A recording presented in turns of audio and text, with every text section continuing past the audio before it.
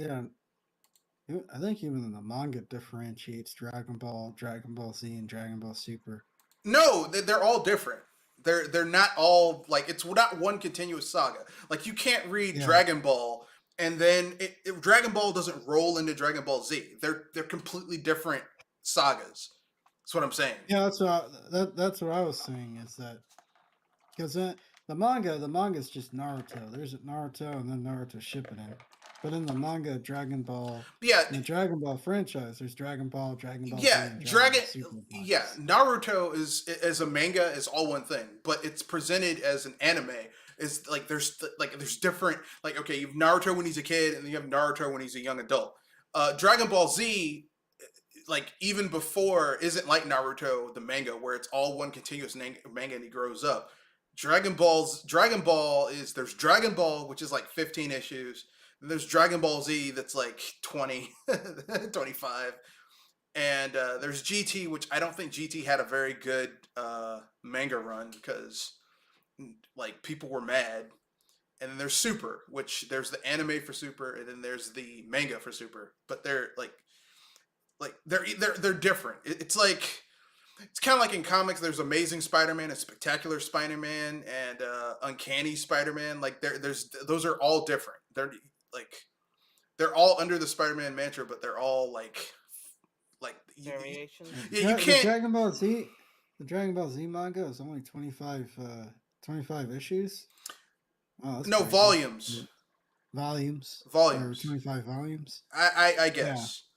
I guess I never really got into the Dragon Ball Z because when Dragon Ball Z got started getting big in the states, the only like the manga hadn't been translated yet. Like the single manga, where it's just all Dragon Ball Z. It was in Shonen Jump, and I wasn't getting a subscription to Shonen Jump just to read Dragon Ball Z at the Yeah. time. Now I do have all of the Dragon Ball mangas, and there's like 15 volumes, and I love them. Like Dragon Ball's really good. Although I will tell you right now, for you people who are like Dragon Ball's for kids, no, it ain't. In the first volume of Dragon Ball, when Goku meets Bulma, he pulls off her underwear, and he's absolutely surprised that she doesn't have any balls. Yeah, Enough yeah, said. it's 26. Yeah, it's 26 volumes.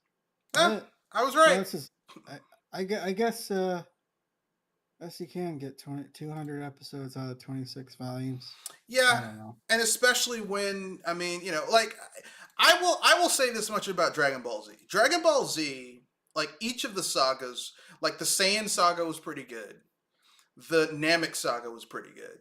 The Cell saga was pretty good. Sorry, the Frieza saga was pretty good. The Cell saga was pretty good. It really didn't shit the bed until the Boo saga. The Boo saga is where it got fucked. Yeah, Blue Saga was really dumb. You know. But anyway, that's neither here nor there. Let's have everyone introduce themselves, starting with the lady first, then the gentleman, then myself, and then we'll dive into. Then I'll tell you guys what the topics are, and then we'll dive into what we're doing for tonight. Welcome, ladies and gentlemen, boys and girls of all ages, to the Best Busters Midweek Podcast. I am Joey, and we're going to be talking about one interesting topic, which is probably close to us: Pokemon. Well, Pokemon spin-offs, but still. All right, Kanoshi. It's Commissioner Abominito, and yeah, just glad to be here on another one of these BS Busters. Glad to have you. This is Mr. Red Fox. We've got some pretty interesting topics for tonight.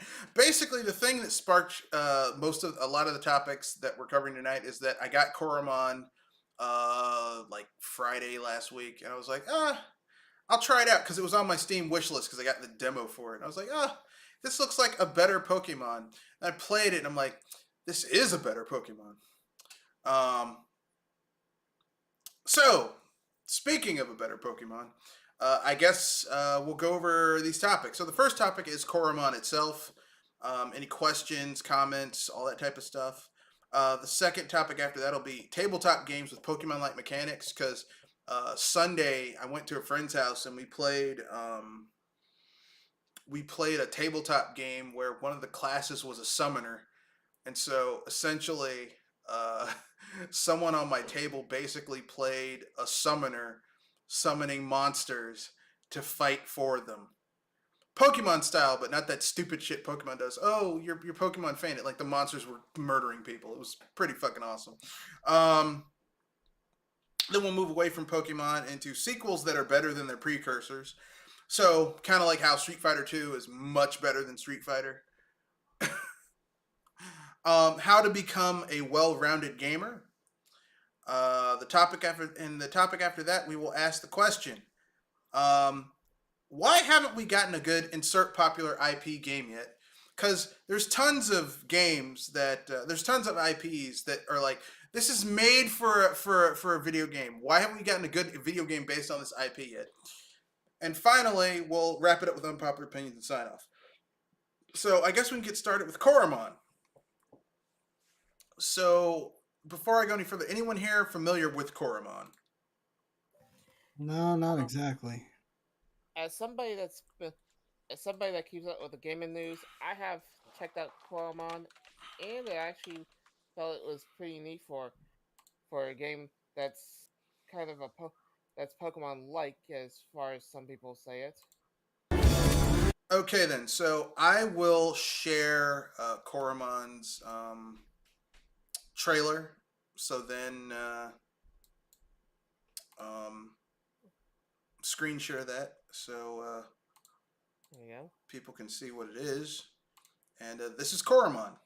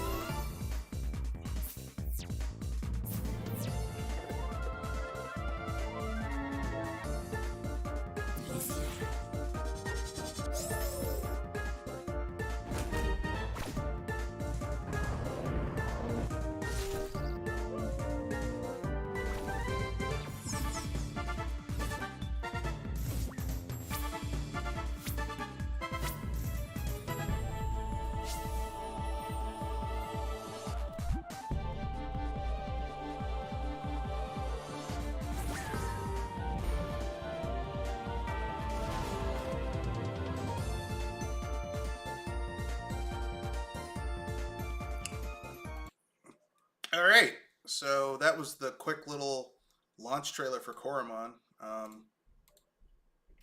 It's I think I might pick this game up. This looks pretty good. yeah, Koromon is how can I put this nicely? Koromon is a Pokemon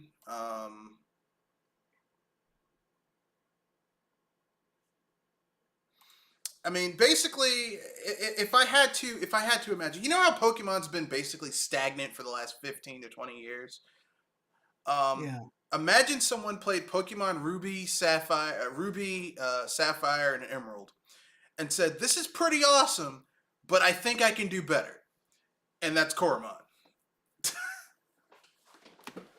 Like, like, you know how there's like all these obtuse gameplay mechanics in Pokemon that unless you go on the Pokemon wiki and go to like some of those websites that have like the hidden like hidden stats and stuff that are in Pokemon, Koromon IVs, EVs, and stuff. yeah, the breeding statistics and catch statistics and all that none of all that stuff is in this game, but it's explained in a easy to understand manner. You have instead of having like shinies in the traditional sense or Pokerus as they call it in Pokemon, instead Koromon has potential. So basically, Koromon have standard or common, and then like potent, and then perfect, and that basically ties into their potential. So and you can tell if something's potential is greater because they'll have they'll have a different color scheme, and it'll tell you the potential of this Koromon that you've encountered is potent or perfect. And basically, you have 2 meters that fill up as you defeat enemies and enemy trainers and other Koromon. Yeah, I'm guessing one of them is the EXP. Yeah, there's XP, and then the other one is potential. Once your potential is full, you can basically you get stat points to boost your Koromon. So essentially, you can kit out your Koromon to be even more badass than what you would normally have. What they're set. Yeah, and you can basically build out your Koromon. So let's say you have a Koromon that's fairly well balanced, but you want to make it into a powerhouse. You can essentially boost its potential, once that meter is full, to increase its attack. Or let's say you have a Koromon that already has a really high special, but you want to make it into more of a special attack maniac. You could boost that stat. So you really have a lot of flexibility in building your characters. And the best thing about Koromon is you get all of this, and it's only like I think the sale ends. Well, the sale ends tomorrow on the 7th, and it'll go up to $19.99. But right now you can get it on Steam for $15.99. So think about that. For roughly, I was about to say, for a fraction of the cost, or 1/3. Yeah, for 33% of the price of the current Pokemon games, and that's excluding the expansion pack and how much they dick you over with the Pokemon Bank. Oh yeah. You get, for 33% of the price, you get a Pokemon game that's not screwing you over, that's fairly well balanced, that has a decent amount of monsters, that actually changes up HMs and TMs. You know how in Pokemon you can only have 4 TMs, and once you erase one, you're basically screwed? In this game, your monsters... I was about to say that's 4 move syndrome. Yeah, in this game, you don't have that. Yes, you can only have 4 moves, but as your monsters learn other moves, you can disable them. And then, let's say you want to go back to those lower tier moves, you can disable the higher tier ones and go back to the ones you learned earlier. So you don't have to erase moves in order to make room for other moves. So, this game is basically like someone looked at Pokemon and said, there's a myriad of issues fundamentally with this gameplay, and it can be better. Koromon. Yeah. And it's only $15.99. Think about that. That's nice. Yeah, the price is going to go up, and it'll go up to $19.99. But still, I mean, that's still, look, $19.99, way cheaper than Yeah. If anything, that's close to the same price of the Nexamon series, but yeah. Yeah, Nexamon is fine. I enjoyed Nexamon, but I think I like this a little. I like Koromon a little bit better.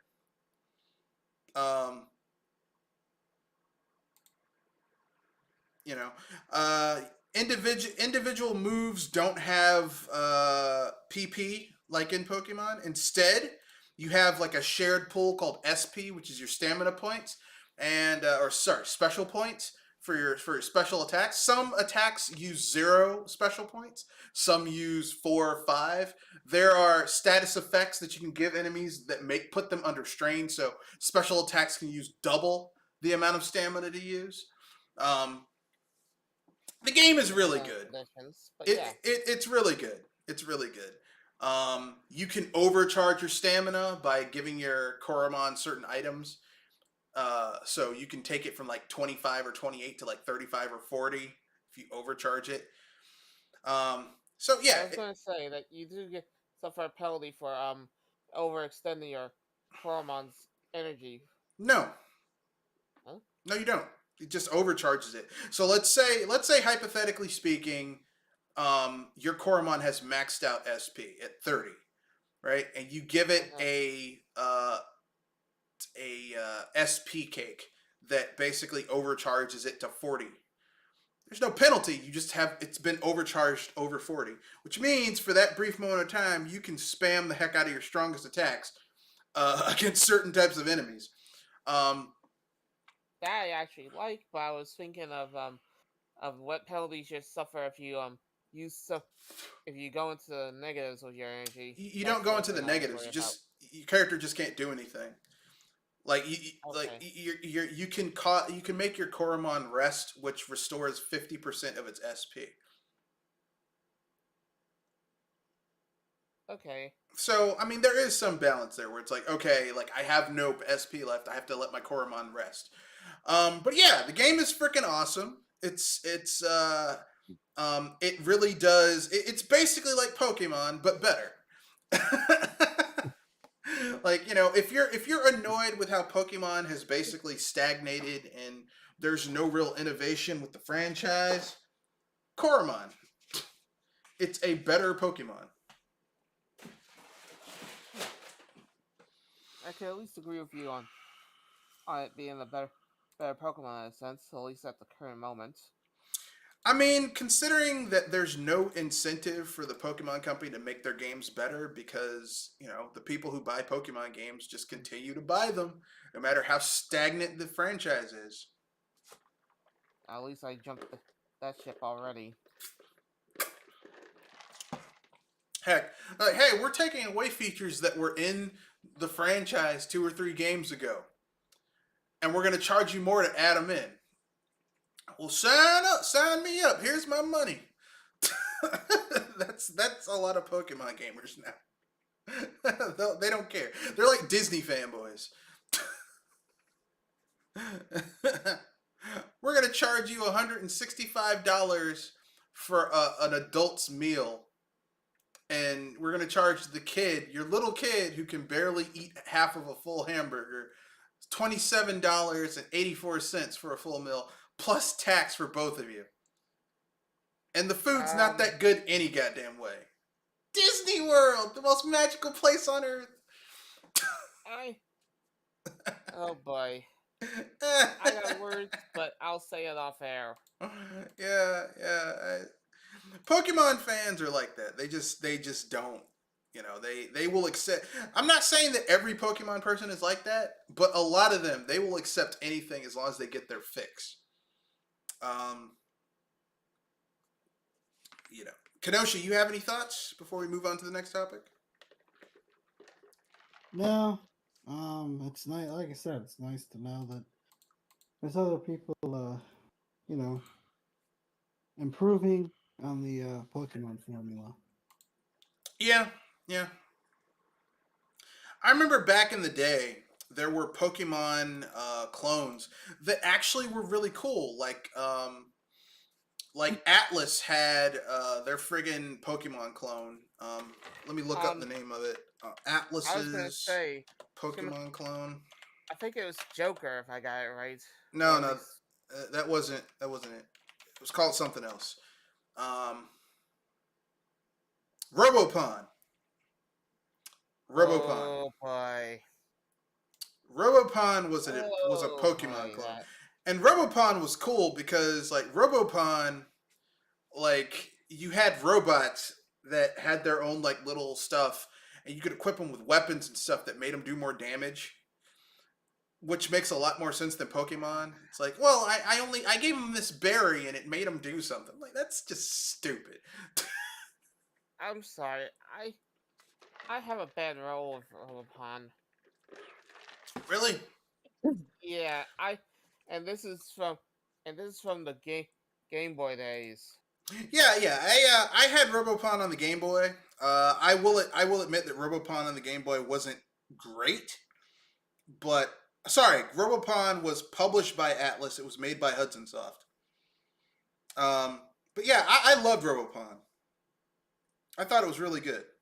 Because at that time I was just like, even back then I'm like, I'm fucking tired of Pokemon. Like I'm tired of the lack of innovation. Because remember, like like Robopon came out in like 99, 98. And at that point, all we had at that point was Gen 1 and Gen 2. And Gen 2, I think, was the last time that Pokemon actually tried to do something really innovative. Gen 6, last time they put in effort. Yeah, but I mean, when I say innovative, I mean like, okay, like you play through Gen 2 and you beat the Johto League, and then you get to go to Kanto. And yes, I know that it's not as full as, red and blue and yellow, but that's Wait still, for the remakes for that one. well, I mean, you never even got that. Like, you didn't even get that. But I'm just saying, like, that's a cool idea that you get to go back and see how shit changed over, 10 years or whatever. Um, the Pokemon Company has never done that since. I mean, and I'm not counting remakes. I mean, like, they've never tried to be as um, ambitious with their Pokemon games since then. Which is kind of sad. Uh, but tis what it is, what it is. I mean, the closest you got is maybe Emerald, Ruby and Sapphire and Emerald, where you kind of had like, where you had the Battle Frontier, which was a cool thing where you got to really test your your skills. Yeah, you got to test your skills. But I mean, it's just seeing this company do the bare minimum and make gangbang, uh, like make buku cash is just, it's sad. Anyway, let's keep it moving. Tabletop games with Pokemon-like mechanics.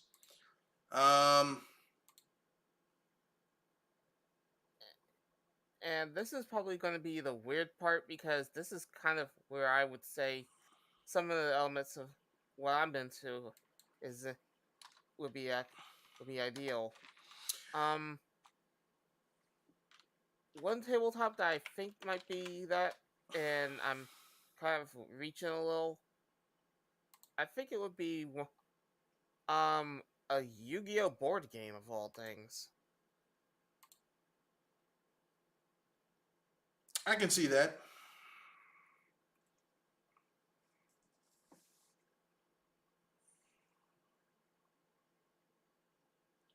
What about you, Red? The tabletop games that really kind of made me kind of be like, oh, this is kind of like Pokemon. Um, I played a D&D style. It's not D&D, but it's like it's based Yeah, off of. I tried to evade the D&D stuff since that would probably be an obvious reach. Yeah, it's based off a third. It's based off a third edition. I think recently they did a upgrade for it for the fifth edition. But basically, the game is like D&D, but it focuses primarily on. It's called Wind and Rain, and it's based on like it's primarily built up around like magic users. So like even the melee classes are magic users in the game, and one of the classes is summoner, and then from there is like you've got like three different types of summoners. So you've got Deurgus, Theurgus, and contractors. And Deurgus summon like extra dimensional entities. Theurgus summon like minor gods, because if you're a Theurgus, you're not going to be able to summon like a major portfolio god. A Theurgus first summon's going to be something minor, like I'm summoning Krunk, the goblin god of cooking, stuff like that. And contractors, though, are the closest you're going to get to a Pokemon trainer, because they basically get to form contracts with monsters, and then they share some of their life force with the monster. So like a contractor might be physically really weak initially, but once because initially a contractor at lower levels, the contracts are always in the favor of the monsters versus the contractor. But if you stick with being a contractor, the cool thing is that you begin to share your stats with the monsters you form a contract with. So at higher levels, if a contractor can form a contract with, let's say, a dragon, they gain some of the stats of a dragon. So at like higher levels, you can have a contractor that essentially is like insanely OP if they have the right creatures that they're contracted with. And Yeah, it's like Pokemon, but like a more realistic Pokemon. So none of that, oh, they fainted and they can't attack people. Like these, like if you're a contractor, you summon like one of your contracted beings to fight for you, they will kill someone. People getting their heads ripped off and body parts chunked off and shit. It's actually kind of fun. The other tabletop game that I've played with Pokemon-like mechanics is something that like it's a tabletop game from Japan called Onmyoji. And like playing it, I realized that Yokai Watch stole a lot of shit from this game. Because basically, it's Yokai Watch, the tabletop game. How much was it taken? The concept of you using Japanese yokai, like Japanese folk monsters, it's in there. You essentially forming contracts with them and them fighting for you, it's in there. Except the cool thing about Onmyoji is that you can also fight alongside your monsters, so it's not like Pokemon where the trainer just kind of provides support for the monsters. But yeah. Yokai Watch stole a lot from them. Or maybe it's because it's a Japanese company and it's a lot of Japanese folklore, but it just seems like they stole a lot from them. I could be wrong. I don't know. But yeah. Those were the games that I played with Pokemon-like mechanics. I liked it. I liked them. I thought they were pretty good. I could see where other people might not like it, but I liked it, so that's all I can really go with.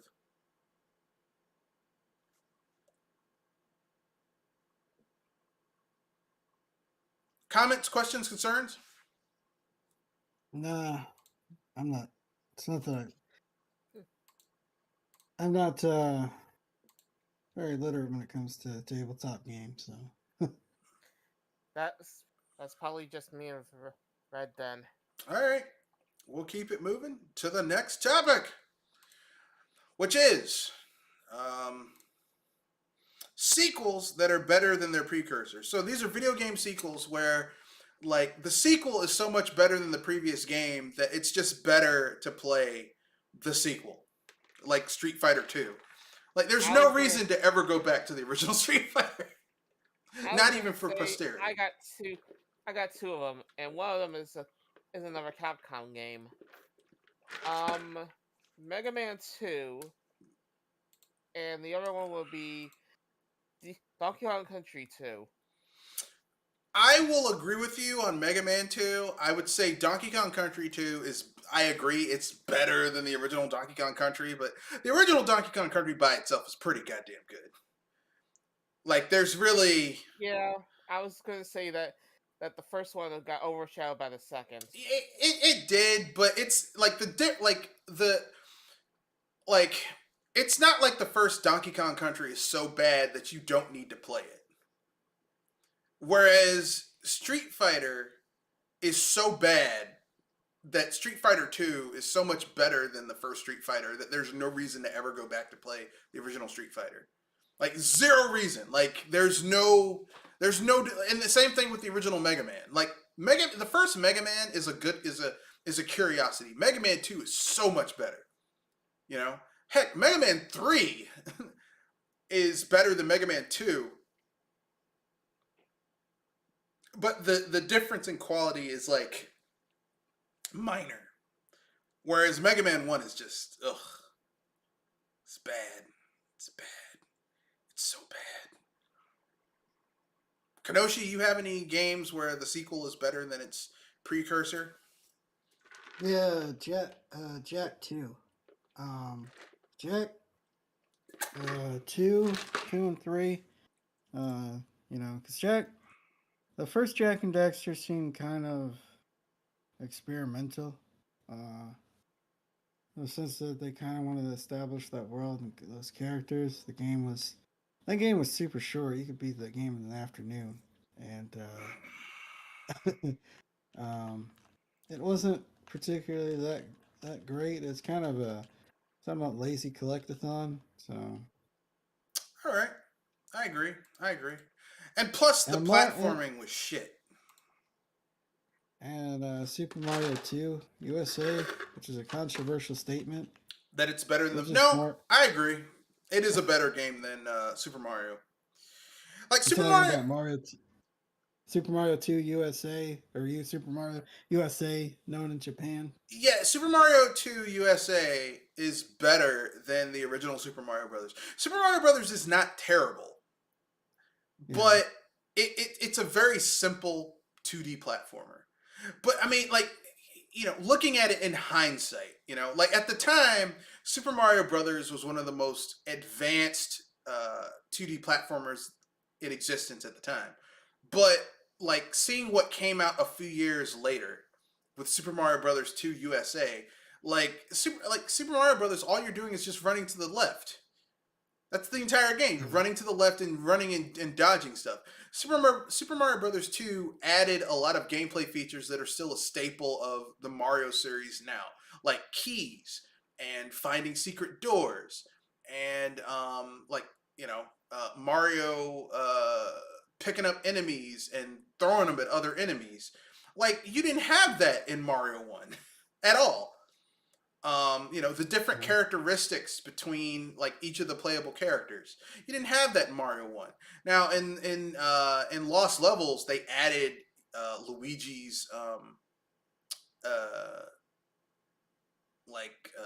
different play style, but initially you didn't have that. Like they played essentially the same, except they had different colors, and that was it. Um, so yeah, I gotta agree with you. Yes, yes. Super Mario Brothers 2 added so many innovations to the franchise that, and I know everyone's like, well, technically it's Doki Doki Panic. Yeah, I get that, but like all those features were added into future Mario games. Okay, like imagine how bad Mario would be if they had never added the features from Doki Doki Panic, aka Mario 2, into future Mario games. Enough said. Um, Anyone else have a sequel that was better than the precursor? Hmm. Nothing. No one has any other. Okay. I would tempt it with with Super with Mario 64, but I mean Mario Kart 64 with the original one, but I'm not sure how that would roll. I agree. Mario Kart 64, in my opinion, isn't even that good of a to me, it's not that great of a kart racer. But compared to Mario on the SNES, hands down, Mario Kart 64 is a much better game. Like Yeah, no one needs to go back and play the original Mario Kart. Okay, like if you, yeah. I was gonna say that there they even try to retroize the car games from from the SNES into the newer games, and it and doesn't work. Yeah, some of them are, well, your mileage may vary. yeah, it doesn't. Like, let me put it this way: if you have to play a a Mode 7 racer on the SNES, there's like three I would choose before Mario Kart. There's Battle Cars, there's YY Racing. That's an import for the Super Famicom, but it's got Konami characters, so that's cool. There's F Zero. Like, I'd rather play all three of those before Mario Kart. Because Mario Kart sucks on the SNES. It doesn't suck, it's basic. The only cool thing about it is that it's got Mario characters in it. It's and I guess it's time for me to give my things where the sequels are better than their precursors. I'm gonna say something, and people are gonna get mad when they hear this, but when they hear the first two, but I don't care. Super Smash Brothers 64 is not that good. Okay? No. You can literally choose. It was great for the time, but you can choose Yeah. any other Smash Brothers game after 64 and it is automatically better than the one on the N64. For one, you have that shitty ass N64 controller. No, Well, it's a hot take. the controller didn't bother me with that game. What bothers me on the N64 version of Smash Brothers is how slow it is. Yeah, that too. It's slow. so slow. It's so slow. And I'm one of those people who like playing heavy characters in Smash Brothers. So, I mean, I'm playing a heavy character who's already kind of slow on a game that's really, really slow. It's just not. Don't get me started. So yeah, you can pick any, like, even the Smash Brothers that I don't like 4 and Ultimate. I would take that over Smash N64 Smash Brothers. I said it. I could at least agree with you there. I mean, all 4 of them. Even the 3DS version of Smash Brothers, I'll take over N64 Smash Brothers. Because N64 Smash Brothers sucks, okay? It fucking sucks. It's like, we liked it at the time because that's what we had. But in hindsight, it's not that good of a brawling game, okay? Like, and it got better over time. Like, the series got better over time. Like, 64 was a good proof of concept, but it got better with future iterations. Next, I'm gonna say something that's kind of a hot take, but also unpopular opinion. Getting into it early, aren't we? Well, I mean, it's a little bit of a hot take, but mostly just my but I think it needs to be said. GoldenEye was great at the time. It's hard to play now. But I'm not one of those people who's like, just play Halo. Halo's better. No, there's an N64 first-person shooter made by the same studio that's so much better than GoldenEye, and yet it didn't enjoy the accolades even though it should have. Perfect Dark. Yeah. Perfect Dark is so much better than GoldenEye. GoldenEye is fun. Like, GoldenEye, like, let me put it this way. GoldenEye is the game that you and your friend, you invite some friends over to your house. If you have an N64 and you're a retro game player, you invite some friends over to your house, you order like a couple of pizzas, you crack open some beers, or get like two or three 2 liters. Well, I mean, if people want alcohol, you put out some cases, like a case of beer, and you also have some soft drinks for people who don't really want to get fucked up, right? Or at least mildly buzzed, because if you're getting fucked up off of beers, then you shouldn't be drinking anyway. But I had 2 beers. Oh, if 2 beers get you off your rocker, you aren't a lightweight. Yeah, you're a lightweight. You need to go. Here's drink. You need to drink some soda pop. But yeah, GoldenEye is the type of game you invite your friends over, you hook up, or you go someplace, you hook up the N64, you get your 4 controllers, and you play on your N64. You eat while eating slices of cheesy beer, of cheesy pizza that's like cheese and pepperoni, or pepperoni and sausage, or pepperoni mushroom, or sausage and mushroom, whatever you like. Drinking a few beers, like, GoldenEye is a fun game, but if you want to play a first-person shooter competitively, you got to play Perfect Dark, because Perfect Dark is like, first of all, GoldenEye has that fucking terrible slowdown. Even in single player, the slowdown is tough. But in 4-player, it's just like, I don't know how I did this. Yeah, I don't know how I played GoldenEye back in the day, multiplayer. I honestly would suggest Jet Force Gemini, but not everyone goes that way. To be honest with you, aside from GoldenEye, like, almost every rare game on the N64 had a multiplayer that was way better than it had any business being. Like, Donkey Kong 64 had a multiplayer that's like, this shouldn't be this good. Conker's Bad Fur Day, the multiplayer in Conker's Bad Fur Day is legitimately fun to play. Same thing with Perfect Dark. Perfect Dark's multiplayer is some of the best damn split screen multiplayer I've ever had. Yeah, even more so than Halo. Yeah, I said it. Oh boy, that I think is gonna be your unpopular opinion. Yeah. Another game that's better than its sequel. Mortal Kombat 2 is better than the first Mortal Kombat. I was gonna say, Mortal Kombat and Street Fighter have the same kind of legacy. Yeah, but the So difference is the that second one is better. yeah, but there's a major difference. The first Street Fighter was on like for most people it was on the TurboGrafx 16 or it was in the arcade, and it was creating a genre, right? It was creating a genre. So there's kind of an excuse there. Like people were like no one knew the formula yet. There is no excuse for Mortal Kombat to be as shitty as it is. None.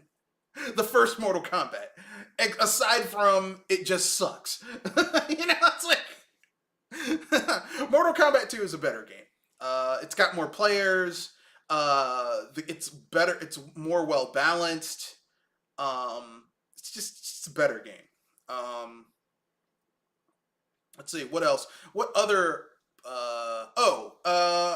Ratchet and Clank. The sequels to the first Ratchet and Clank are better than the first game. The first game's not that good. I mean, it's fine for the time, but like the later games in the series are so much better than the first Ratchet and Clank game.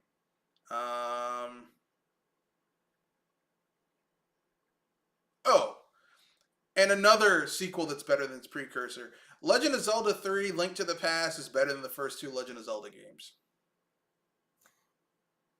That I can fully agree on. Like, the first Legend of Zelda isn't terrible, and I do give a lot of passes to it, because, like I said, they were creating a genre, so, you kind of had to, like, let some stuff slide. And Legend of Zelda 2, they hadn't quite perfected the formula yet. But by 3, it's like, 3 is so much better than the first two games that there's no reason for anyone to ever go back to those first two Legend of Zelda games. I would say going back to the first one is out of nostalgia or try to see where it all started. I'd say never go back to Zelda 2. I'm not even going to say for nostalgia's sake, because, I mean, if you want to have that experience of having a Legend of Zelda game where you only have 2 buttons to assign to things, and you can control, like, you have this huge open world to explore, go play Link's Awakening. Link's Awakening is a better version of Legend of Zelda 1. Okay. Better graphics, better dungeon design, better items, less cryptic. Go play that. It's much better. Anyway, yeah. Anything you guys want to add before we... Kanosh? No, I'm good. All right. So, the next topic is how to become a well-rounded gamer.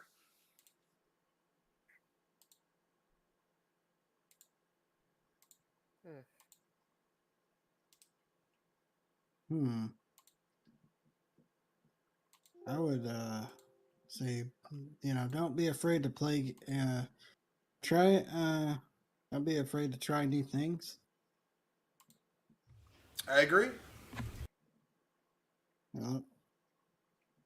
Don't play the same genre game over and over again. I agree. Don't be afraid to try different things. Don't be afraid to step out of your comfort zone and play different things. Yeah. Don't be afraid to play different types of games. Like, if you only play on one type of console, don't be afraid to go play other things. Don't be afraid to step out and occasionally play something that's really popular amongst a group of people. Like, for example, like when Halo came out, I was like, what the hell is this shit? And I remember getting a demo for Halo, free-to-play demo, that gave you, like, it was the online multiplayer, and you only had like 2 to 4 maps, 2 or 3, maybe 4 maps, I can't remember, but you only had like a few maps, and you could play online. And I remember playing it, and I'm like, this game is fucking amazing. And then I went and bought Halo on PC, and I enjoyed it. I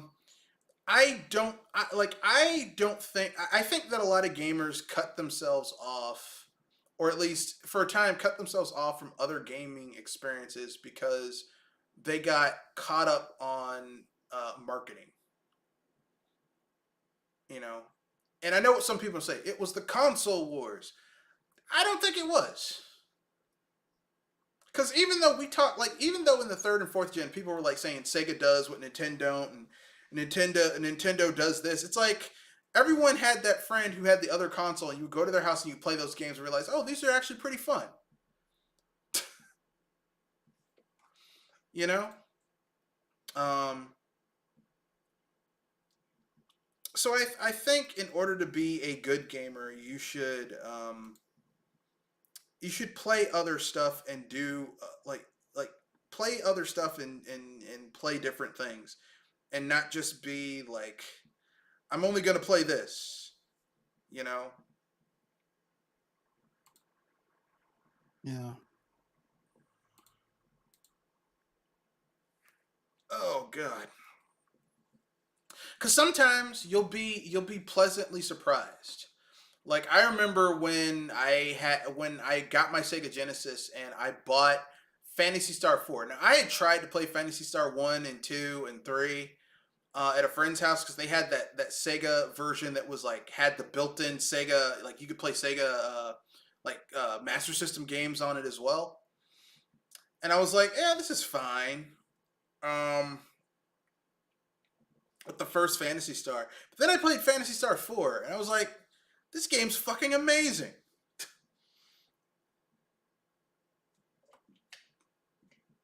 Mm. You know, I remember playing Crusader of Sinti and Beyond Oasis. And initially I was like, Beyond Oasis is essentially a Legend of Zelda clone. But then playing more of it, and I'm like, no, this is really kind of doing its own thing. Um, yeah, I think that's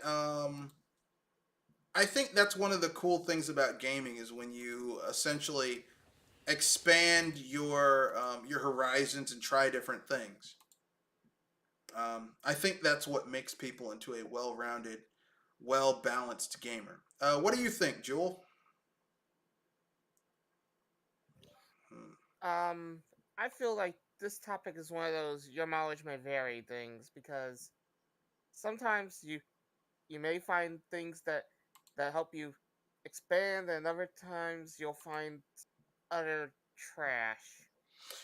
Yeah, I mean, But as I said, this is a your mileage may vary.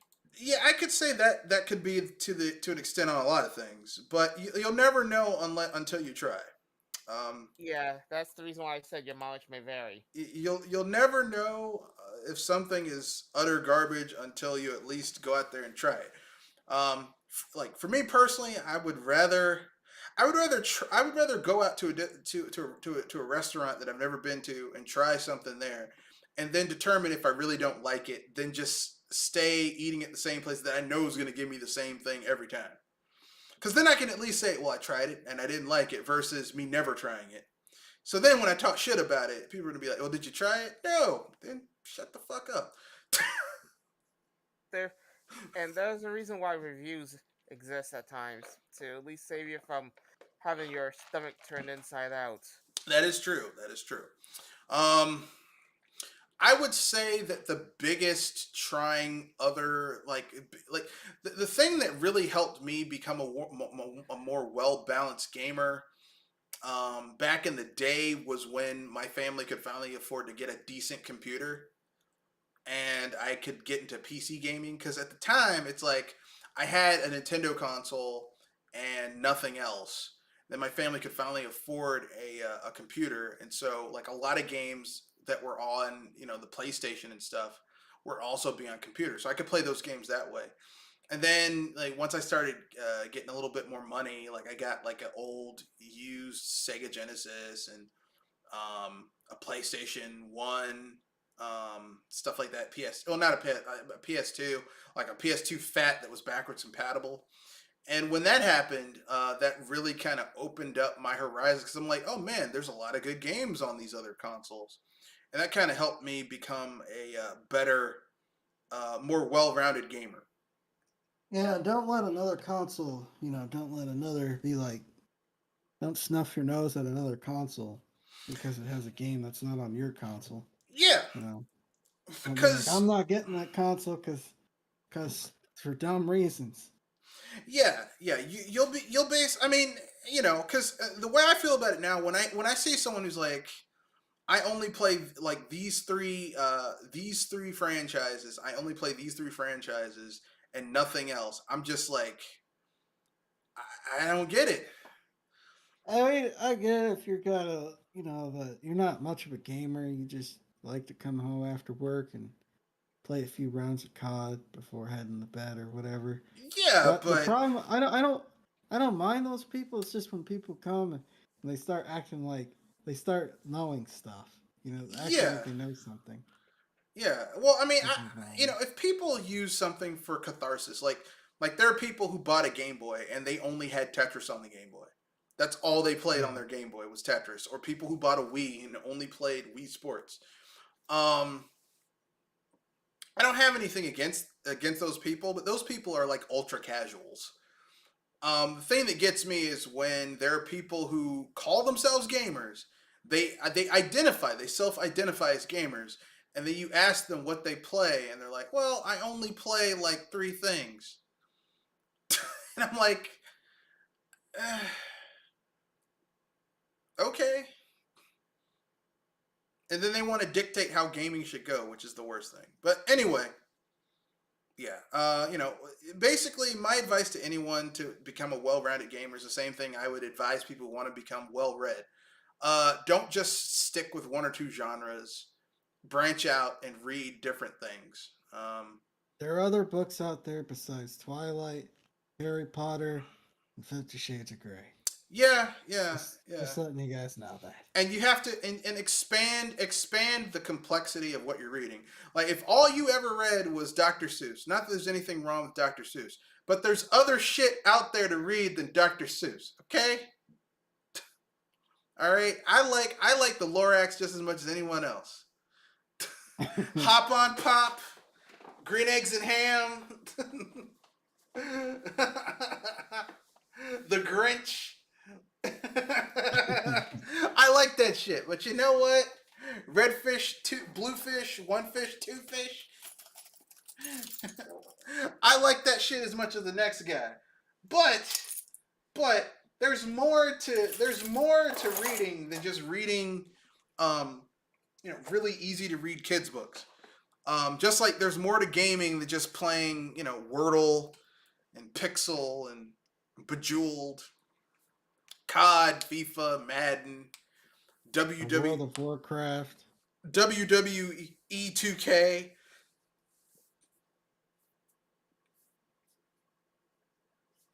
Well, I mean, MMOs it's a little bit different because MMOs are so time and resource intensive that like like you can like most people can only really play one or two at any given time. Most people can only play like one or two MMOs at a time. Yeah. Yeah, that's a good point. Like you can't like you can play multiple. Things are time sinks. That's the thing. Like they're time sinks. Like if you're really good at economizing your time and you play an MMO casually, you can only pretty much juggle two at a time. Whereas you can play multiple first-person shooters, like single player. Like you can play Doom, you can play Wolfenstein, you can play Rage 2. Like you can play a lot of first-person shooters, no problem. It's not that way with MMOs. Like if you play WoW and SWTOR, that's all you can pretty much play. Like if someone were to add a third MMO to your roster, it would be very difficult to keep up with that. But that's my own personal opinion. Anyway, anything else you guys want to add about this topic before we move on to the next topic? I think we covered it well, even if I'm the one that's a little odd, but all right, okay.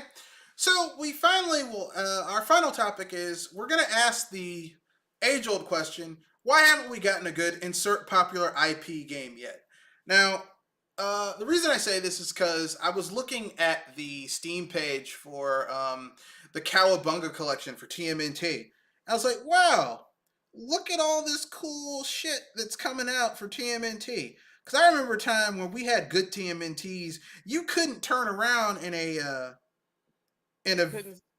you couldn't swing yourself in the store without run into some kind of merchandise of that product, right? Yeah, and every console in some way, every mainstream console in some way, shape, or form had a good TMNT game.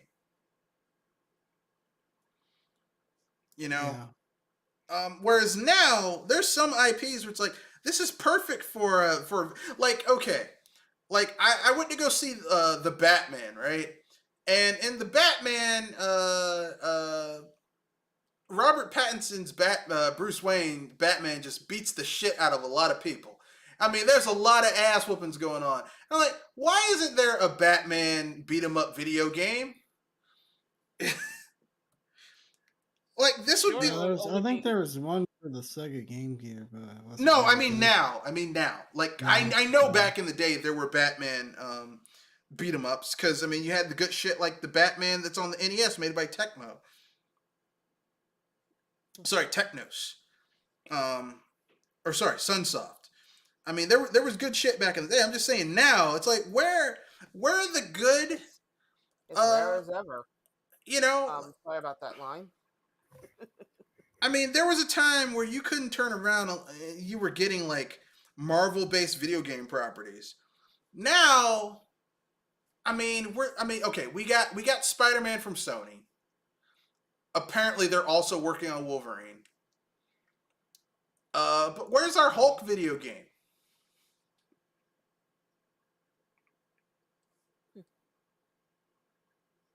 Yeah, that's a little surprising to hear, especially since Hulk's usually been shafted a lot in the movies. Yeah, also in the video game department. I mean, I can. There's only like two good Hulk video games. Well, actually, when I say good, one is acceptable and one is fucking amazing, and that's it. That's all you got.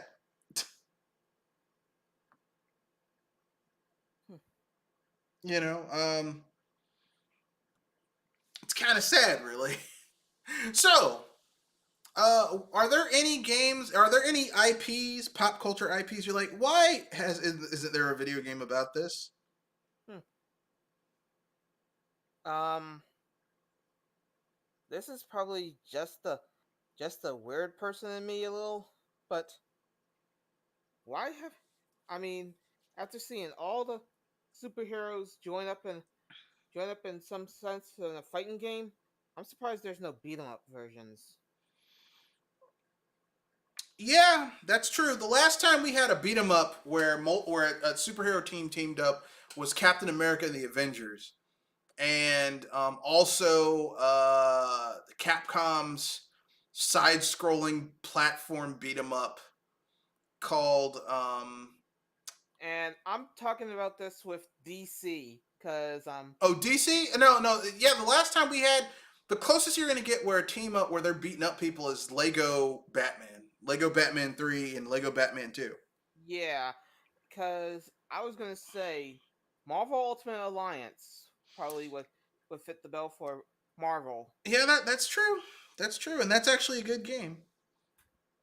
Not the third one. The third one kind of sucks, but the first two were pretty good. I was gonna say, how the heck did that happen? Because the team of people who made those first two games, literally Nintendo licensed it and got Koei Tecmo to make it, and it's just it's like Marvel versus Capcom 3 in name because it's not really like you don't have the same studio working on it, so it doesn't really All right. It's just that if anything, I thought at least Ultimate Alliance 3 at least was able to kind to at least keep up with the others in the series. no no Ultimate Alliance 3 is not that good. It's really not that good. It feels really fucking cheap. And considering that Chronically, Koei Tecmo made it, yeah, it makes hmm, sense that it's that cheap because Koei Tecmo made it because they don't make big budget games. All their games are lower to mid budget. oof. Yeah. Kanoshi, do you have any IPs that you're surprised there isn't a video game based on that IP yet, or Um, a good game based on that IP. um, a good Superman game. Any Man, IP really. you took one of mine that I was gonna say. You're Yeah, right. There isn't a good they're really Superman good. game. I mean, there's one good there's one good there's two good Superman games. If you play Lego Batman 2, you can get Lego Superman and fly around listening to the John Williams score while you save citizens in Gotham. Yeah, it's pretty fun. And there's also that Superman arcade game, which is also pretty good from back in the 80s. Um, That Superman beat up? it's like a 2D platformer, basically. It's not really a beat 'em up in the classical sense because it's fucking Superman.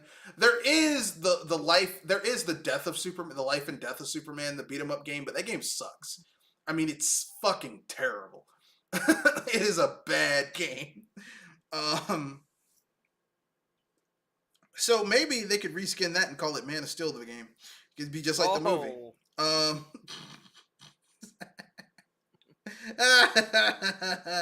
yeah, I'm gonna keep on shitting on Zack Snyder's Man of Steel until I die. I'm gonna keep on shitting on it. You forgot the great. You forgot the greatest. I'm sorry. No, go ahead, Kadoshi. I was gonna say, you forgot the greatest Superman game of all time. Superman 64. Yeah, Superman. You want to know? Everyone likes to shit on Titus for that game being bad, but the reason that game was bad had nothing to do with Titus. It's because WB kept on coming in saying we can't have Superman punch people. We can't have Superman destroy anything. We can't have Superman legalese. No, they wanted to tie it into Superman, the new animated Adventures of Superman. But the thing is that in the new animated Adventures of Superman, Superman was violent as shit.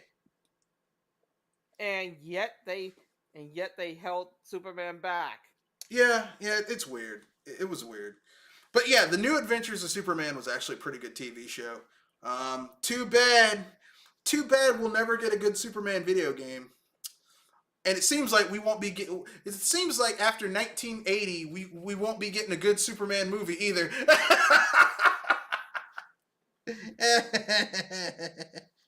After Superman 1 and 2, we're never gonna get a good Superman ever again. I mean, movie, because actually, Superman and Lois is actually pretty good, but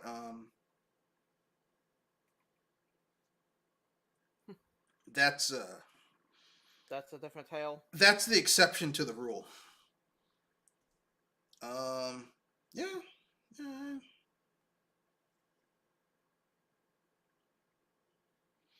But anyway, I guess let's see. Are there any other good insert popular IP games that you're just like, I can't believe they haven't made that game yet?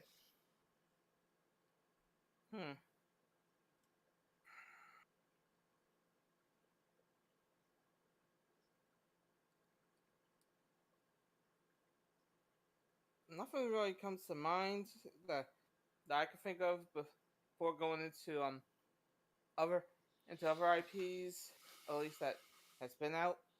So I could here. I'll okay. I'm gonna dive in because like while we were talking, I'm just, and this is all just Marvel stuff. Why haven't we gotten a Perfect Dark-esque first person shooter, except instead of Joanna Dark, it's Black Widow and Hawkeye? I mean, they have tons of gadgets. They beat people up. They're spies. Come on, man. Yeah, I was gonna say that. Thank you for reminding me, because that's the only Marvel. Those are the only Marvel heroes in a sense that probably need their own game specialized for them.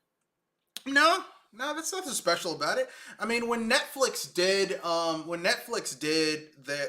their shows, Why haven't we gotten a beat 'em up where you have 5 playable characters of Jessica Jones, Daredevil, Luke Cage, Iron Fist, and the Punisher going along in the streets of Hell's Kitchen, beating the shit out of people in like a 2.5D side-scrolling beat 'em up?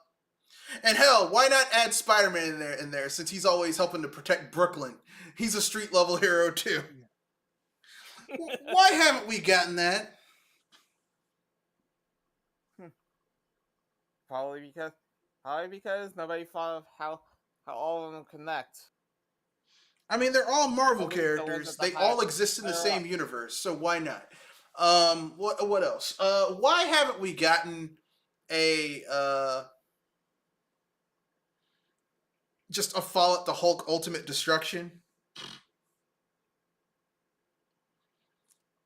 Yeah, And that actually makes me wonder how the heck did nobody think of giving Hulk some power back?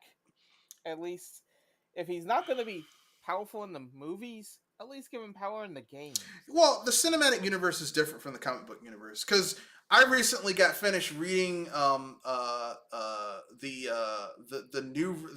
finished the run where the Hulk basically kept on coming back to life at night and he could smell evil. So if you were an evil person, he would kill you. And that Hulk, it turns out that the Hulk he's God's rage in the Marvel universe. So he's insanely powerful. He has no upper limit. Okay.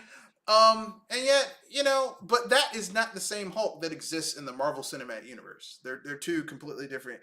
The cinematic universe is its own thing, and the comic book universe is its own thing.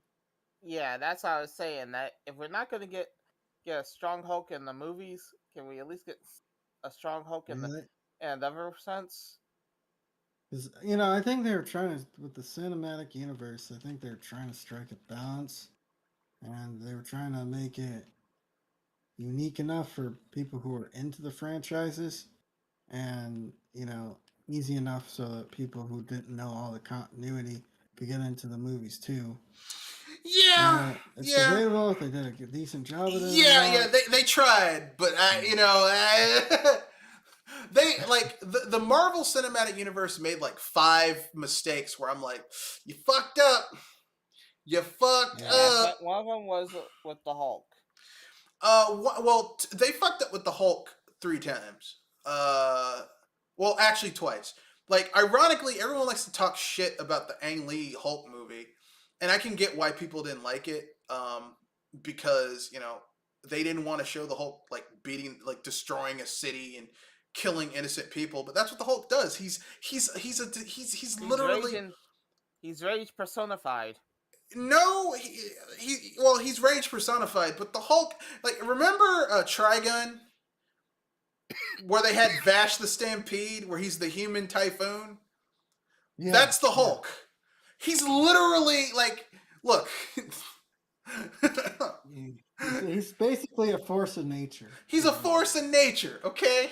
He's an anthropomorphized force of nature. Yes, he's nature. He's nature. He's the universe's rage. All right. Yeah. Okay. He is the one character where it's like no matter what's going on, it's like if he enters the picture, everything changes. All right. Yeah, like it's like when it's the moment that somebody comes in and the mood drops like a sink. Yeah. The Hulk is neither Hulk, as far as I've know from people who've talked about the Hulk, he's neither chaotic evil or chaotic good. He's just chaos. Basically, I mean, depending on which version of the Hulk you have. Like if it's Savage Hulk, like the Hulk that people know, the Hulk that's like the inner rage of Banner, that version of the Hulk is like, look, he's the part of Hulk that's like, okay, look, my father beat the shit out of my mother, killed her. He used to beat me, and I just want to be left the fuck alone. That's Savage Hulk. Yeah. He's the part of Banner that wants to be left the fuck alone. Why do you people keep on fucking with him? You brought this on yourself. He told you to leave him alone. That's why Banner's always like, look, please, just leave me alone. Don't make me angry. You wouldn't like me when I'm angry. He warns everyone, and they keep on fucking with him. Like every time you get traditional Banner turned into the Hulk, someone starts some shit, and he warns the people. It's not like he's out starting shit with people. People start shit with him.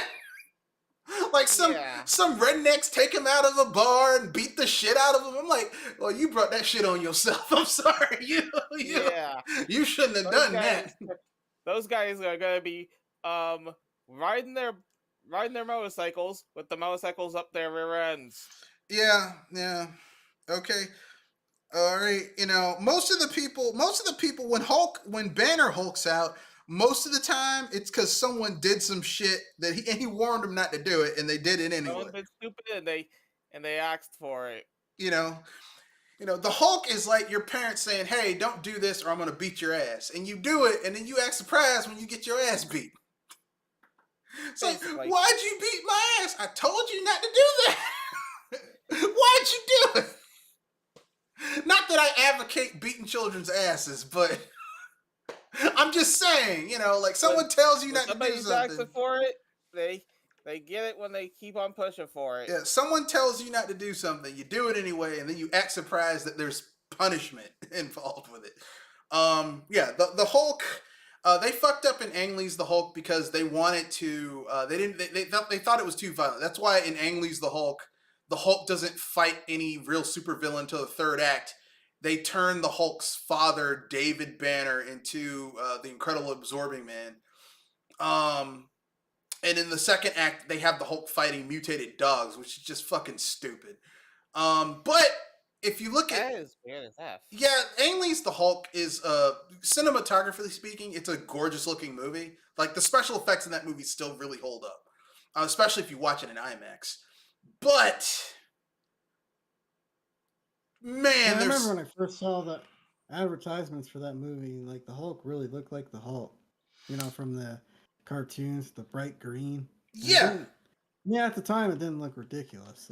Well, I mean, out of place. The problem with that movie is, like I said, is that they didn't want to give the Hulk the edge that if you're gonna if you really wanted to do an Incredible Hulk movie, it would have to be rated R, because the Hulk, when he punches someone, if they're still intact, they're fucked up.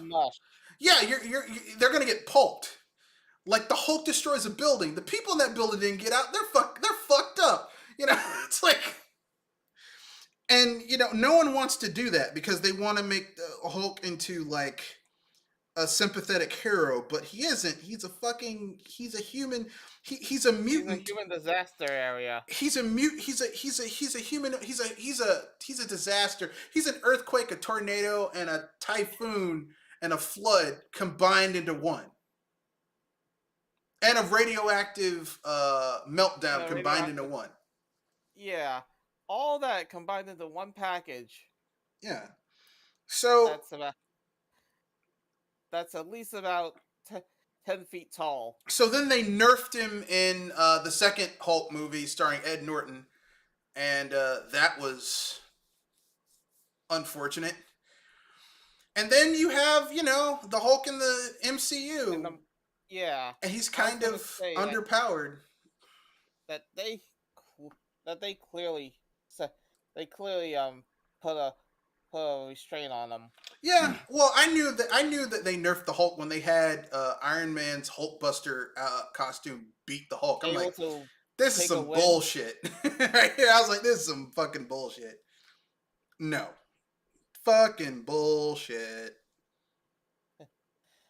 If anything, I at least say that a version of Hulk, the Hulkbusters are able to do their job, but only for a limited amount of time because, well, the Hulk is ever evolving. Kinda, sorta, but not really. And this is where my comic book nerd comes in. Stark Industries has been supplying Hulkbusters to the U.S. military in the Marvel comic book universe for years. You know how many Hulkbusters have actually busted the Hulk? I can only say one at nope. best. 0. Not a single one. No Hulkbuster has ever busted the Hulk in the Marvel comic book universe. Want to know why? It's very simple. The Hulk's too powerful. I mean, basically, but the thing is, by the time the military sends in their Hulkbusters, the Hulk has been raging for like 10, 15, 20, 30 minutes, hours. The longer the Hulk fights in the comics, the stronger he gets. The more you try and hurt him, the angrier he gets. The longer he fights, the stronger he gets. The angrier he gets, the stronger he gets. So by the time a Hulk, even if you have the most powerful Hulkbuster right off an assembly line, and you send it out to fight the Hulk, that's probably outdated. yeah, it doesn't matter how strong the Hulkbuster is. The Hulk, even if it's more powerful than the Hulk when they first cross paths, the Hulk will keep on getting stronger. The Hulkbuster has a limit. The Hulk has no upper limit, so he's just going to keep on getting stronger during the fight. It's the reason why the Hulkbuster fight in Age of Ultron is bullshit, because like that fight goes on for like 6, 7, 8, 9 minutes, and if you can't knock the Hulk out in the first 2 minutes of after he's transformed, he's just you're kind of in a tin can. Yeah, you're fucked, because his physical strength keeps on going up, and not only his physical strength, all of his stats go up. He gets faster, he gets smarter, his attacks do more damage. Like, you know, it's insane. I can only say that if the only way I can see that ever being true as far as the sense goes is either he's low on air or he's getting drugged to sleep. Doesn't work. Lucky. Doesn't work. The Hulk was fighting the Submariner, and the Submariner dragged his ass down to the bottom of the ocean. The Hulk mutated gills in order to breathe underwater.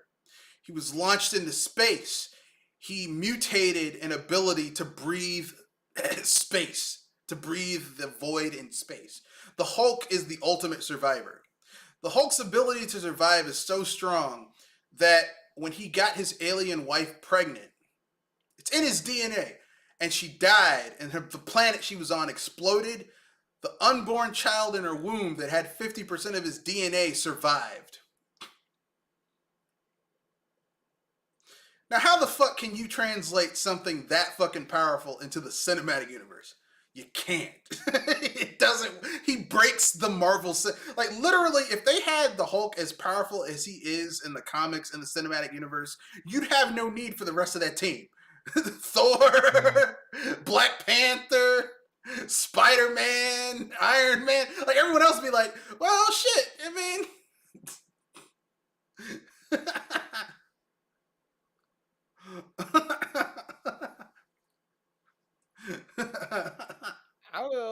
I would say the only person that could even stand a chance against him is the weird thing is I really wouldn't want to would be of course our purple man and his glove.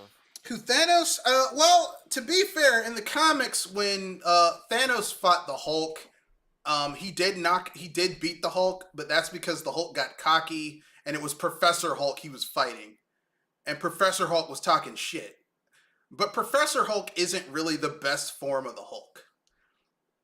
Like, there's Savage Hulk, which is what most people are used to. There's Gray Hulk, who is way smarter and canny, crafty. Then there's probably the one that we all know that got smacked the F up when he got an L. In the comics, it was Professor Hulk. Professor Hulk is what happened when, like, Bruce Banner talked to Doc Samson, who basically, like, put him under ultra hypnosis and reversed the switch in that caused the transformation in Banner. So basically, when Banner's calm, he's in Hulk's body.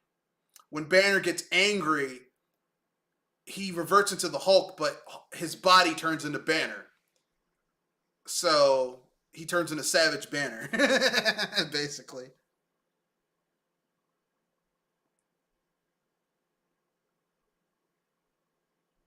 Yeah. Yeah, I think there was a scene. It's either in one of the movies or one of the cartoons, but where he tries to shoot himself, but he spits the bullet, but the turns into the Hulk and spits the bullet out. Yeah, that was in one of the games. Like the Yeah, game tie-in into that god awful Ed Norton Incredible Hulk movie is like he shoots himself in the mouth, but he turns into the Hulk and spits the bullet out. And the Hulk's like, yeah. I hate Banner. He tried to kill me. Like he's like, I hate that fucking guy. It's like, yeah, Hulk is like one of my favorite Marvel characters. I'm such a Hulk fan that I have all three versions of the Hulk Ultimate Encyclopedia from Marvel, like officially branded with like multiple signatures from people who worked on the Hulk. Um, yeah, I have like two of the Spider-Man ones. So yes, I'm a Spider-Man and Hulk fanboy. Okay, everyone has their favorite video game character. I mean, their favorite comic book characters, and mine is Spider-Man and the Hulk. Okay, don't be hating.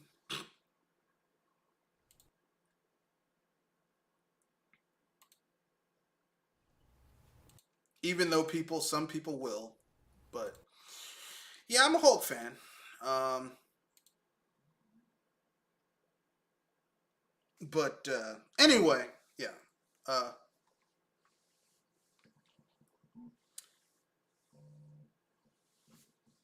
those are my favorite characters. Um, I'm not really that big into Hawkeye or Black Widow. Um, I do like Captain Too America. normal. What? I said they're too normal. They're not No, supernatural as the other. I just was never really into Black Widow or Hawkeye. Like of the original Avengers, I like the Hulk because he was one of the founding members. I'm not a huge fan of Thor, or at least I don't like the Marvel version of Thor. I like the original comic book version of Thor, where like the original comic book version of Thor was just this random guy who was a professor of like Norse mythology, who was just a really good guy, and he found Thor's hammer, and he walks with a limp and everything, and he was judged worthy. So when he picks up the hammer, he can pick it up, and he basically is an avatar for Thor. That was the original Thor. Like he wasn't Oh, okay. like a Norse god. I think having a character who's human who is found worthy to be Thor is more interesting than having him be a god, an Asgardian. Like I know what they Yeah. were trying to do, but it didn't really. I wasn't feeling it. Uh, that storyline is actually more interesting than what was in the movie. I didn't like the Thor. I didn't like the first Thor movie. I Yeah, didn't see the I mean, second and the the third. first two are terrible. The first one is a Shakespearean tragedy. The second film is the only high point of that film is when Thor's mother dies, and it's just like because I mean seeing any character's mother die, it's I mean because we got a cool callback to that in Endgame where like Thor goes into an alternate timeline and meets his mother, and he's like all sad about it. It's like, yeah, I teared up a little bit because If anything, he at least got to say goodbye. well, he got to see his mother finally, and she realized that he was from an alternate timeline. And plus, I mean, she could look at him and see he'd let himself go and everything. She's like, "Come on, just tell me what's going on." And it was kind of touching to see him finally get to say goodbye to his mother and stuff like that. Because that's why he was what. He didn't know his mom, did he? No, he did. Or, His or he mother didn't? in the second movie died. Like as In the second movie. Asgard was attacked and she died. She was critically wounded and she died. And so he has to go get Loki, and like he goes to Loki. He's like, "Look, two things. First of all, our mother's dead. Okay, because Loki's an asshole, but I mean, that's not his biological mother, but she raised him, so that's his mom. It's like our mother's dead, and the Dark Elves did it. It's like so they have to team up in order to get payback and stop some shit from happening. But anyway, yeah, his mom dies, so him finally getting to say goodbye to his mother is just, it's it was like the one part in Endgame where I was like, I got a little teary eyed, but then again, I'm an only child, and shit, all I had was my mother, so yeah, I can understand the feeling of, like, not wanting your mother to die. Anyway, Yeah. keeping it moving. So yeah, Thor in the comics was more interesting to me. Iron Man in the comics, like, they got Iron Man pretty close to his comic book equivalent, except they built everything around Tony Stark, and I'm like, Tony Stark in the comics is kind of an asshole. Yeah, And I'm wondering if isn't he a big grew up in the comics too? He yeah, gave a yeah, shit. he's a bit alcoholic piece of shit. So they got that right. I mean, really, Robert Downey Jr. really channeled Tony Stark really well for the Yeah, thing. because in real life he was a big druggy alcoholic. I mean, Robert Downey Jr. Like, okay, here's what you need to understand about Robert Downey Jr. When he was 6, 7 years old, his father was giving him quaaludes and pot and other illicit substances. Alcoholics. That's yeah. So the fact that Wow. yeah, the fact that Robert Downey Jr. is 50 years old and walking around and doing shit, people should be like, "Wow, he beat the odds." Okay, Yeah, he beat the odds. and he's also quoted for saying that Iron Man literally saved his life. Well, I mean, That was like the big. That was the big. Wasn't that like? well, he's I like it sometimes. I'm not really. I don't, I'm not. I don't really keep up with the Hollywood. Wasn't that like his? You know, kind of his comeback as Iron Man. that was his career comeback. But he says Career his comeback. rock bottom moment was when he went and got this Burger King burger, and he was looking at the Burger King burger. He was high off his mind. He was looking at this Burger King burger, and it looked like absolute shit. And he was like, "This is my rock bottom moment." He's like, I can't eat this. Like, I'm done. And that's when he decided to get his life together. And I'm like, you know what? I can agree with that. I'm sorry. I'm trying not to laugh because Yeah, when you walk into a Burger King, yeah, I can see why you would. Burger King is absolute shit now. I Yeah. actually remember when Burger King used to be halfway decent. Yeah, Burger King. There was nothing better back in the day than getting a Whopper with extra mayo and, like, all the fresh Yeah. ingredients: the tomato, the lettuce, the pickle, the onion. Oh, it was great. Burger King now. Every time I've eaten at Burger King over the last, like, I've eaten at Burger King like 3 times over the last 2.5 years. Every time I've eaten at Burger King over the last 2.5 years, I have gotten violently ill after I ate at Burger King. Violently ill. Oh no. So, fuck Burger King. Yeah. Like, they send me this thing. I don't know how they got my email. They're like, "Hey, we bring it back." Look, listen. You could say we will give you $1 million to eat a Whopper. I still won't go to Burger King. Okay? I refuse. Burger. Yeah, fuck Burger King. I hate Burger King. But anyway, yeah, back to the Avengers. Yeah, the Avengers in the comics, I mean, I like Marvel. Like, I'm more of a Marvel person, but I mean, I like DC too, but, like, Marvel has the more interesting characters to me. Because they're all flawed. Like, even Captain America is flawed.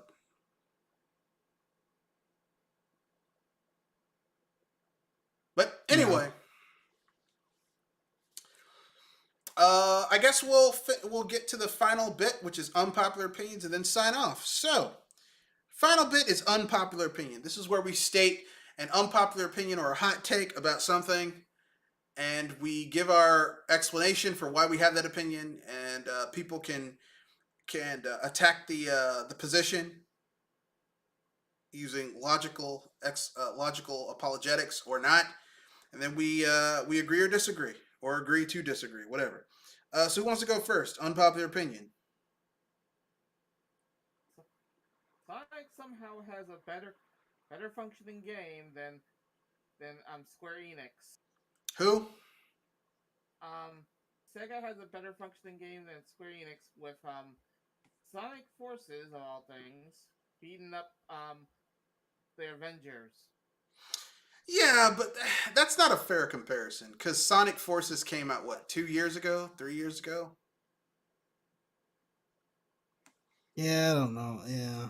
You got to compare it to something that came out at the same time. Was, Sonic Forces. Plus, they're two completely different games, genres of games. Sonic Forces is a shitty 3D platform. Yeah, it came out in 2017. That's like Well, 5 years ago. That's not a fair I comparison. know, I'm just being. I know, but if anything, I thought if anything, I'd probably be driven at a game full of microtransactions that flops so hard it's sinking the brand. I mean, I agree, but I mean, I just don't feel that's a fair comparison. I mean, I'm not saying it's a good game. I just don't think it's a fair comparison because you're comparing a game that came out last year. Well, what did Marvel's Avengers come out from Square Enix? Um, Marvel's Avengers.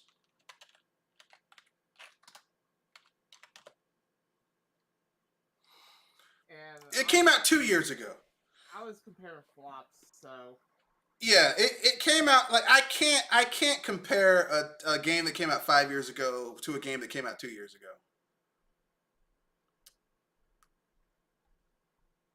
I was gonna say, what kind of flop could match the could be better than the Avengers? I mean, the microtransactions in the Avengers are terrible, but the single player in Avengers is better than the single player in Sonic Forces. Sonic Forces single player is dog shit. The single player, like even people who don't like that game, who reviewed it poorly, say that the single player that focuses on Kamala Khan is actually really good. Like it's a solid third person action RPG game. I mean, I mean, the third person, the third person game, or the story mode looked interesting. I mean, I know it's fun to Oh, shit yeah. on Square Enix right now, but I don't really care. Like, if that game drops to, like $15, I might actually pick it up for at least the first person stuff, for the story stuff. But, yeah, I mean, because even people who didn't like that game, they were like, "Well, single player is pretty good." yeah. And you know, I'm not a Miss Marvel fan, but Kamala Khan's actually pretty interesting as a character. So I'm not going to be like, "Oh man, fuck that game." I'm like, eh. Whereas Sonic Forces, there's almost nothing redeemable about Sonic Forces. The single player is shit. The split screen multiplayer is kind of shit. The level design is kind of shit.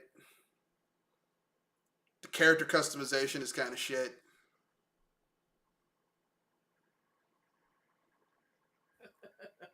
But that's kind of par for the course for a 3D Sonic game these days. Yeah, I was trying to say that both of them are flops in their own way. And yeah, I was thinking that if anything, Side Forces had at least a better release than Marvel. Oh yeah, well, I mean, they're both flops. Marvel's Avengers is a worse flop because you know Square Enix spent more money on the license, whereas Sega owns Sonic the Hedgehog, so they didn't have to spend any money to get the license. But I mean, you know, in terms of game quality, I'd say that heaven forget. I'm sorry for saying this, but I have to be objective. Marvel's Avengers is a better game than Sonic Forces. Unfortunately, it is. That's the weird thing. I'm I'm hesitant to say that because of how bad the game is overall. Yeah, but I mean, you're right. You do have to judge it overall. The single player is pretty good. Like even people who didn't score the game highly were like, yeah, the single player is really good. It's and the multiplayer would be good if it wasn't ultra grindy and they didn't nerf it in order to sell people these cosmetics. But I mean, like there's an underlying good game there. It's just Square Enix got greedy. Whereas, like, what's the excuse for Sonic Forces being bad? You know, it's Yeah, that's the thing, cause cause I honestly see that Sonic had less of a mess, but still, it's a mess. It is a mess. I'm not disagreeing with you. They're both not good games, but one Yeah, like I Marvel's would Avengers, and I said this. say that the two of us could at least agree that both of them are a mess, and sadly, the Marvel had the better single player.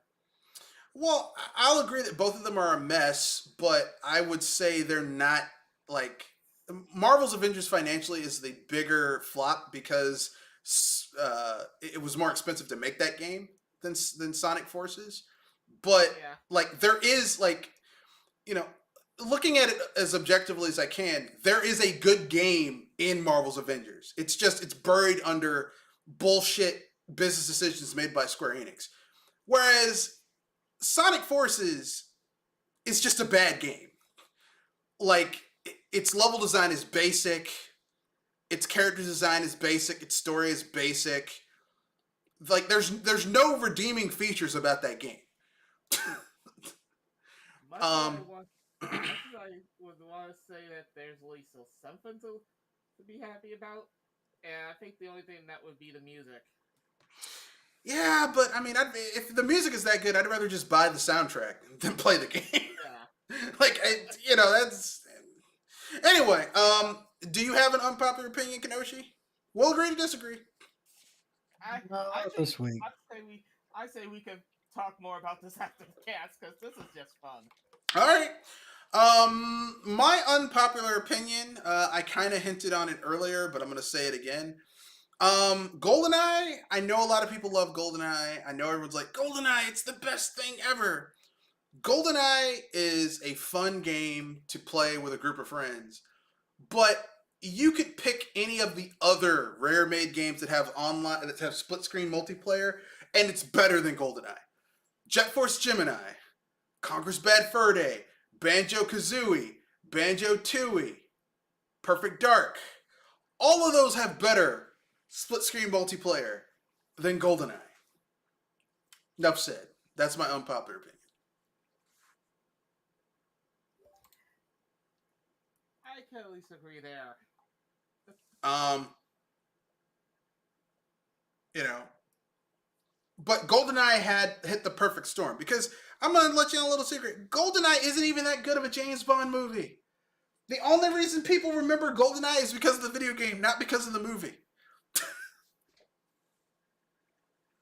There, I said it. Anyway, that's the end of the cast. Anything you guys want to pimp out before we wrap things up? Project Console, 7:30, Eastern Standard Time, not on Alright. Tuesdays. Okay, Jewel. I don't got much, but if anything, we'll talk about more BS Saturday if we get lucky. That's right. This Saturday, BS Busters is coming back for our Saturday cast. I have no idea what it's going to be about, but it'll probably be something interesting.